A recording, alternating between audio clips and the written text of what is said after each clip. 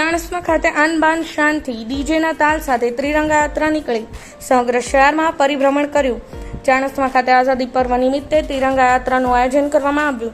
ત્યારે ચાણસ્મા શહેરની અંદર આવેલ સરદાર ચોકમાં ધારાસભ્ય દિનેશભાઈ ઠાકોર, મામલતદાર ભગવતીબેન ચાવડા, ચીફ ઓફિસર તથા પાલિકાની ઉપસ્થિતિમાં સરદાર પટેલની પ્રતિમાને માલ્યાર્પણ કર્યા બાદ ત્રિરંગા યાત્રાનું પ્રસ્થાન કરવામાં આવ્યું।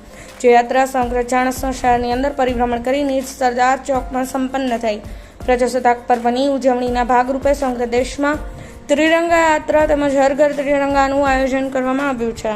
ત્યારે ચાણસ્મા શહેરની અંદર સોમવારે સવારે શહેરની અંદર આવેલ સરદાર ચોકમાં ચાણસ્મા ધારાસભ્ય દિનેશભાઈ ઠાકોર, મામલતદાર ભગવતીબેન ચાવડા, ચીફ ઓફિસર તથા રાજકીય આગેવાનોની હાજરીમાં યોજાઈ હતી, જે સમગ્ર શહેરમાં પરિભ્રમણ કરવામાં આવ્યું હતું।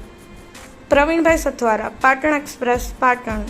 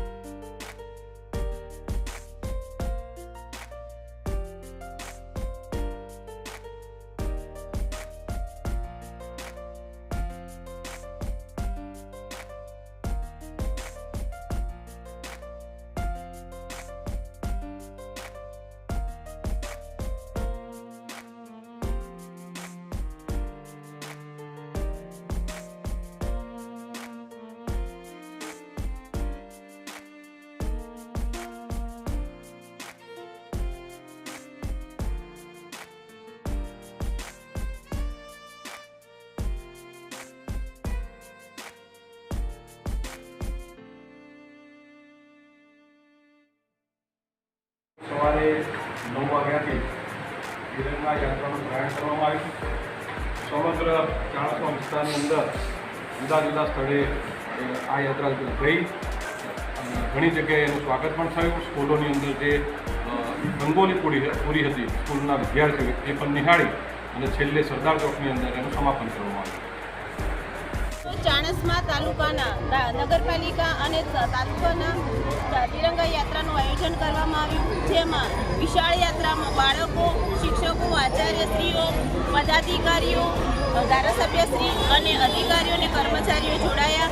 આજ રોજની ત્રિરંગા યાત્રાનું સમગ્ર ચાણસ્મા શહેરમાં 2 કિલોમીટરથી વધારે એનું યાત્રાનું શરૂઆત કરવામાં આવી અને બધા બાળકો પણ સારી રીતે ગામ લોકો પણ ઉલ્લાસભેર આજના આ તિરંગા પરેડ યાત્રામાં જોડાયા. તિરંગા યાત્રાનું જે આયોજન કરવામાં આવ્યું છે એનો મુખ્ય આદેશ જ એ છે કે આપણે તમામ લોકોમાં દેશભક્તિની ભાવના અને તિરંગા માટે ગરિમાપૂર્વક આપણું જે માન જળવાય એ માટે સંદેશો પહોંચાડવા